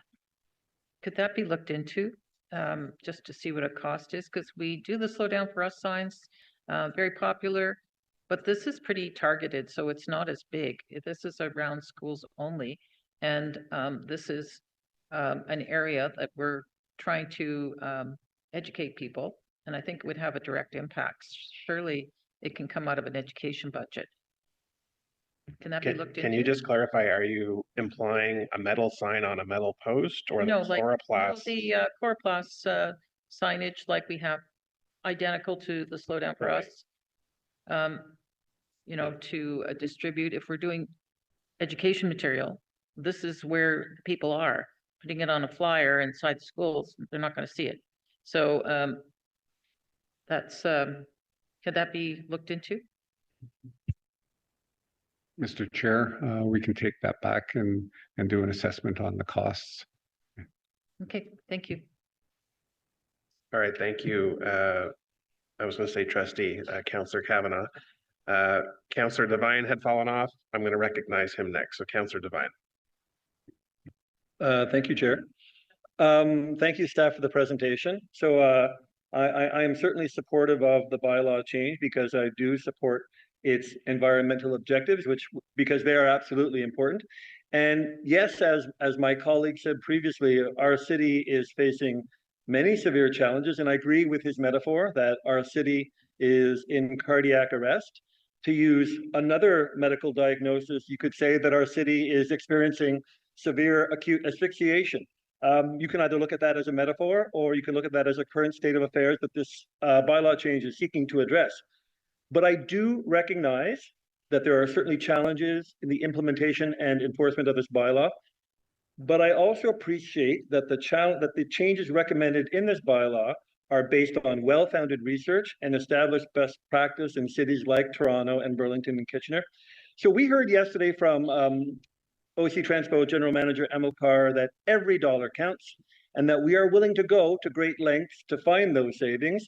In the matter of combating climate change, I think that any reduction in greenhouse gas emission counts and that we should pursue it, especially if reducing engine idling is, as the delegate from Cafe said, low-hanging fruit. Ottawa is facing so many challenges that we need to grab that fruit when it's there for the picking. But I want my colleagues to understand that the very fact that we are changing this bylaw is going to have a net positive effect. Simply by changing the bylaw and effectively communicating that change and the reasons for that change, that will accomplish a net positive effect. As long as we communicate it effectively, people are going to change their behavior, and that is fundamentally important. So I've got a few questions on education. They've been largely asked by some of my colleagues, but one specific measure I heard referred to that I want to ask if staff is willing to consider, for example, is staff willing to consider, and forgive me if this was already discussed, something like a citywide mail out as we've done with the implementation and education of the 3-item curbside waste policy. That would get into the hands of everyone. Are we considering that kind of component to our education? Chair, we can consider that, subject to budget and also consultation with public information media relations. I appreciate that, and I trust that staff realizes that the education and communication elements of this are fundamental to its success, and so I will be looking to see that staff is investing in the education and communications of that. Otherwise, we're setting this up for failure here. So my challenge, as I've communicated with staff, is always going to be on the enforcement elements of this bylaw, because education without some level of effective enforcement it won't be effective. I do agree with my colleagues that I am not interested in laborious, expensive, low-yield enforcement. If we are going to go fishing, I want us to go fishing where there's a lot of fish in the pond. Mr. Chapman, on that note, can you envision that there is a likelihood where your department would be able to send a handful of bylaw officers out to locations where people are most likely to be in violation of this bylaw? And as an example, in February, you could send bylaw officers to any City of Ottawa park and ride at 5 p.m. on a weekday and possibly catch dozens of people in violation of the bylaw. Is that the kind of proactive enforcement that that bylaw is willing to consider? Mr. Chair, thank you for the question, Councillor. There's a cost to doing that for sure. But yes, you know, when you speak about focused enforcement in certain areas and problematic areas, that is something that we could consider, is you know, having a few officers at a specific area at a specific time of day to again, I mean, enforcement comes in many different ways. It's not just charges. We talked about the progressive enforcement model. It may be warnings and providing some education rather than just charges. Thank you. And I agree that all enforcement comes at a cost, but what we always look for is what's the greatest benefit and return on that cost. And if right now we have 270 complaints per year yielding 5 actual issuances of fines, I'm sure that that ratio could be improved with that kind of targeted proactive enforcement. So, Mr. Chair, knowing that enforcement is always going to be a challenge, I do have a direction to staff that I believe has staff support. So if the committee clerk could put it up on the board, I'll read it out. Thank you. So, that bylaw and regulatory services be directed to provide information to council concurrent with or prior to budget 2025 on the estimated cost and any potential funding sources that would be required to hire up to 2 summer student bylaw officers for a focused enforcement campaign of the new idling bylaw during the summer of 2025, which would see these summer student officers undertake a progressive enforcement model that includes an educational component. And again, I'll just turn to staff for comment on the direction, please. Thank you, Chair. We'll take the direction with the proviso that it's subject to the budget process. Thank you. Yeah, the key bit here is that the councillor right now is asking for information. So what would it cost and take to implement this if we proceed? That's correct, Councillor Devine? You're asking for information. As opposed to asking staff if they'd be willing to support the The direction clearly states in the first line that they are directed to provide information on what you've just mentioned in the direction. So we're going to get the information and then decisions will have to be made, whether we proceed, whether it's financed, whether it's prioritized. Yes, thank you. Okay, thank you. Okay, any other comments or questions, Councillor? No, thank you, Chair. Okay. Councillor Bradley, you're next. Thank you, Chair, and thank you, staff, for the presentation. I'm really more interested in the practical implementation of this bylaw, and I have a very specific incident in my ward that has been problematic that I'm sure some of my colleagues share. I'm not as interested in proactive enforcement for every minute someone is idling longer than the bylaw. I don't think that that's the intent, to be aggressive in that manner.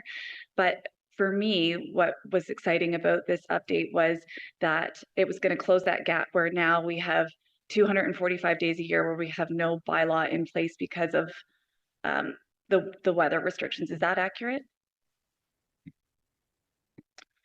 Mr. Chair, yes. So I have a business in my community that we have nuisance idling that is just for operator convenience. They abut a residential area, and I get complaints from residents all the time if we could address this idling issue. But because we have such a gap in when we have a bylaw in place, it's impossible to get any enforcement. So my interest in supporting this bylaw is particularly around incidents like that, not to target everyday residents who are warming up their car, but to target nuisance idling for businesses like this that are driving my residents crazy and we've not been able to enforce effectively. So is this bylaw going to help in scenarios like that? Mr. Chair, thank you, Councillor, for the question. And yes, that's a perfect example of where the this new bylaw and the new provisions that are being introduced in this bylaw would assist with enforcement efforts.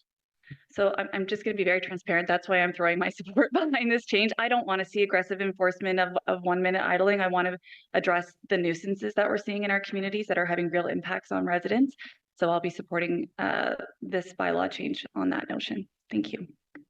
Thank you, Councillor. Councillor Johnson, all the way from the FCA. Welcome, you're next. Hi, thank you. And similar to the previous speaker, I'm very interested in the impacts that we can have on specific casework issues where we currently don't have any recourse. Can you go over again what the difference is between the proposed new bylaw and the existing bylaw when it comes to issuing a fine to the vehicle owner versus the driver?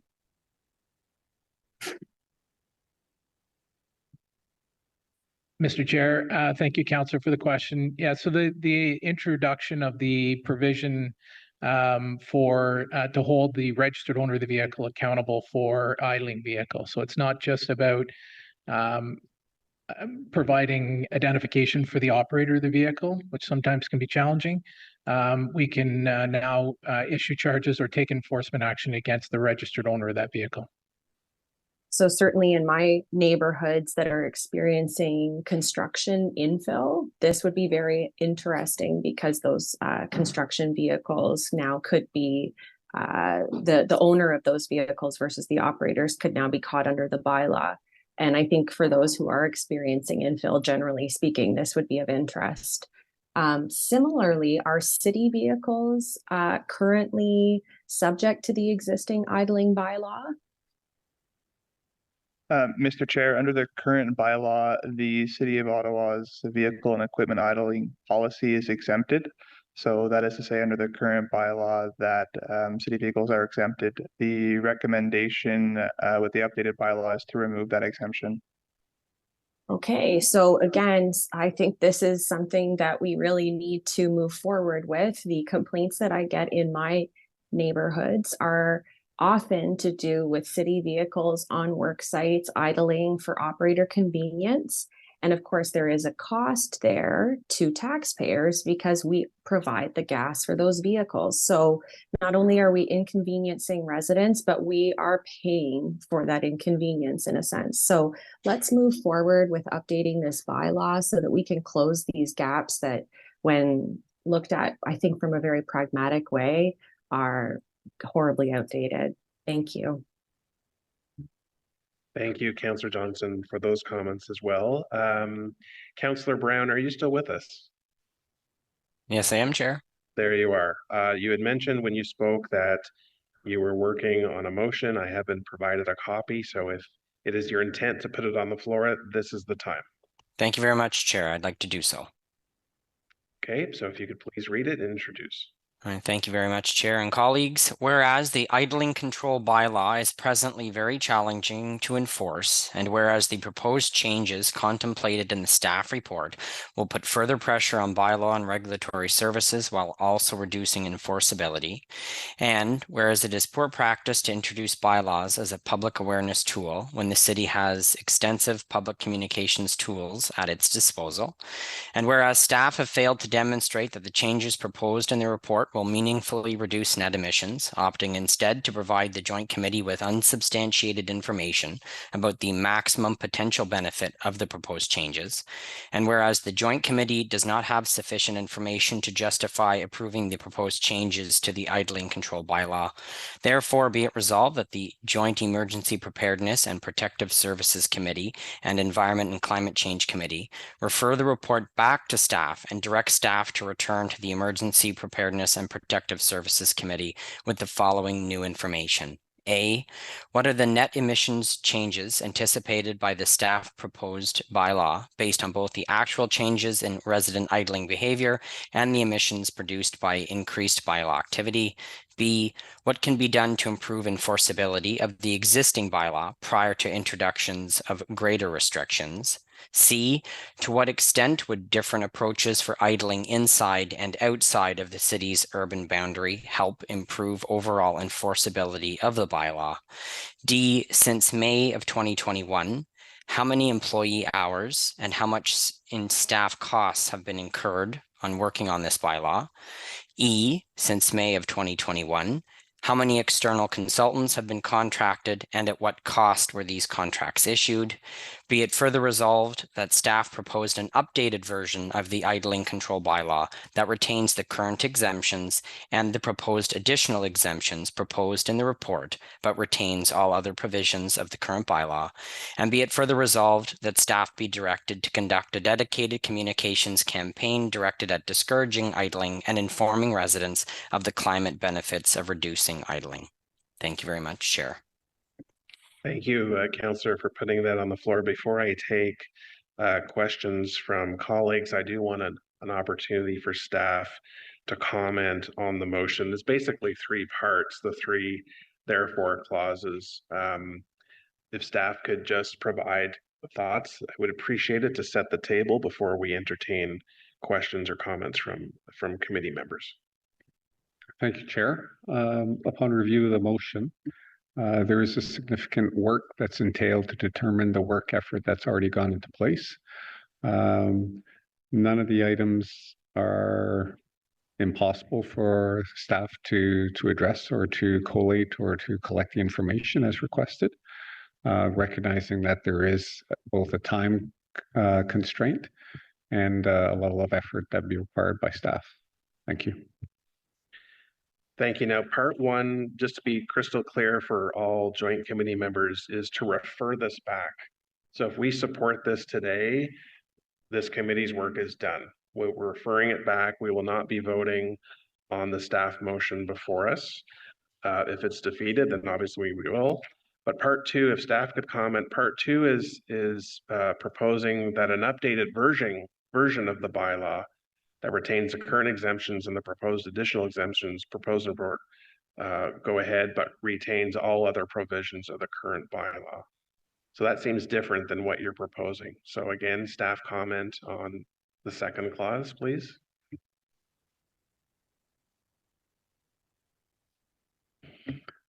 Chair, staff at this point believe that the work has been done to this point, and the level of effort to repeat some of the effort would be significant.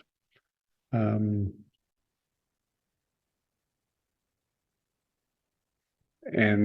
lastly, I think overall, with respect to the bylaw work plan and the original intent coming from committee and council, that this is not necessarily consistent with the requests that were made as part of the budget, or sorry, the bylaw work plan. Okay, thank you. And just on the third clause, which is requesting a dedicated communications campaign, can you please comment on that clause? Chair, currently staff are working towards that objective. And it is something that is currently in progress. Thank you. Thank you for those comments. Okay, Councillor or Vice Chair Carr, go ahead. Thanks, Chair. My first question is actually a procedural one. I noted that Councillor Brown's motion directs back to the Emergency and Protective Services Committee. However, this is actually a joint meeting, and I'm wondering if this motion is even allowed in that case. Yeah, it would. That's a great question. Councillor Brown, was that just an oversight, or were you wanting it to go back to one committee and not the joint committee? Thank you, Chair. No, that was deliberate. The basis of my concerns is all about the operational ability of this, and bylaw comes under the Emergency Protective and Services Committee. Okay, and maybe I'll ask the city clerk for comment, please. My hand's still up, by the way. Mr. Chair, the joint committee could approve a motion that would see this come back to one or the other of those committees or to the joint committee as it sees fit. Thank you for that clarification. Vice Chair, any other comments? Yeah, certainly. I guess I have a question for the mover of the motion. I noted in your comments with respect to the idling bylaw that is proposed before us, you expressed concern about resources of staff being put into enforcement of the bylaw. Do you have any concerns with the resources that would be required to do the work that you've outlined in your motion? Thank you for the question, Chair, or through you, Chair. I would prefer to see good policy come forward that will save staff's time in the field. I think that would be a wise investment for this committee and council. Okay, thanks for the clarification. So you're not concerned about the level of resources? Not if we draft a policy that is more enforceable, that achieves the goals of the city, no. Okay, perfect. Thank you. Thank you, Vice Chair. Councillor Kavanaugh. Thank you, Chair. I have an issue with a motion that will basically take away my vote because I'm on the Environment Committee. If it's only going to emergency services, so I cannot support this, and I feel very strongly that the staff have put a lot of work into this and have thought this through, and appreciate what they've done. Thank you. Thank you, Councillor. Any other comments? I will give Councillor Brown an opportunity to wrap up. My direction is to vote against this. I believe that staff have brought forward a sound recommendation to revise the idling bylaw. And I believe that if Councillor Brown or frankly any member of the joint committees or council would like additional information, they can work with staff or file an inquiry in this regard. But Councillor Brown, I will give you the final word. Thank you very much, Chair. No final word required. I think our colleagues have heard plenty from me today, so I just call for the vote. Thank you. So is it best to have a recorded vote or yeas and nays? Okay, so on Councillor Brown's deferral motion, yeas and nays, please. Councillor Bradley. No. Councillor Brown. Yes. Councillor Curry. No. Councillor Desroches. No. Councillor Devine. No. Councillor Dudas. Yes. Councillor Johnson. Councillor Johnson? No. Sorry, no. Councillor Kavanaugh. No. Councillor King. No. Councillor Luloff. Yep. Councillor Tierney. Yes. Sorry, Councillor Tierney. Yes. Councillor Plante. No. Councillor Hill, Vice Chair Hill. Yes. Vice Chair Carr. No. Vice Chair Menard No. and Chair Brockington. No.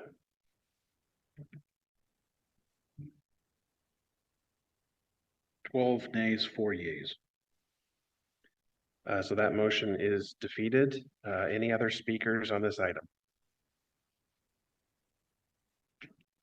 So the motion before us is that the Joint Emergency Preparedness and Protective Services Committee and Environment and Climate Change Committee recommend to Council, 1, approve the proposed idling control bylaw as described in this report and in the general form set out in document 1, and repeal the idling control bylaw known as bylaw 2007-266, and part 2, repeal section 16 of the noise bylaw 2017-255 as amended pertaining to the regulation of noise for idling vehicles as described in this report. Yeas and nays, please. Chair, may I ask for a separation on the two items? Votes on both, please. Yes, we can vote on parts 1 and 2 separately. Yes, the motion itself be put on the screen, please.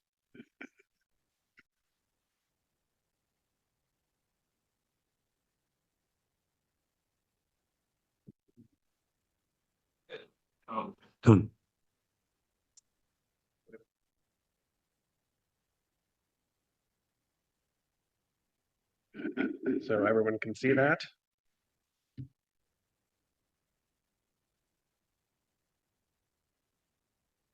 Okay, so I am going to call the question. We will vote on part 1 first, yeas and nays. Councillor excuse me, Councillor Bradley, Yes. Councillor Brown, No. Councillor Curry, Yes. Councillor Desroches, Yes. Councillor Devine, Yes. Councillor Dudas, No. Councillor Johnson, Yes. Councillor Kavanaugh, Yes. Councillor King, Yes. Councillor Luloff, No. Councillor Tierney, No. No. Conseillère Plante, Oui. Vice Chair Hill, No. Vice Chair Carr, Yes. Chair Menard, Yes. and Chair Brockington. Yes. 11 yeas, 5 nays. The motion or part 1 carries, and now the recorded or the yeas and nays on part 2. Councillor Bradley, Yes. Councillor Brown, No. Councillor Curry, Yes. Conseillère Desroches, Yes. Councillor Devine, Yes. Councillor Dudas, No. Councillor Johnson, Yes. Councillor Kavanaugh, Yes. Councillor King, Yes. Councillor Luloff, No. Councillor Tierney, No. Conseillère Plante, Oui. Vice Chair Hill, No. Vice Chair Carr, Yes. Chair Menard, Yes. and Chair Brockington. Yes. 11 yeas, 5 nays. Part 2 carries. Do we have any public or any inquiries for today's meeting? Point of order, Mr. Chairman. Yes, Councillor.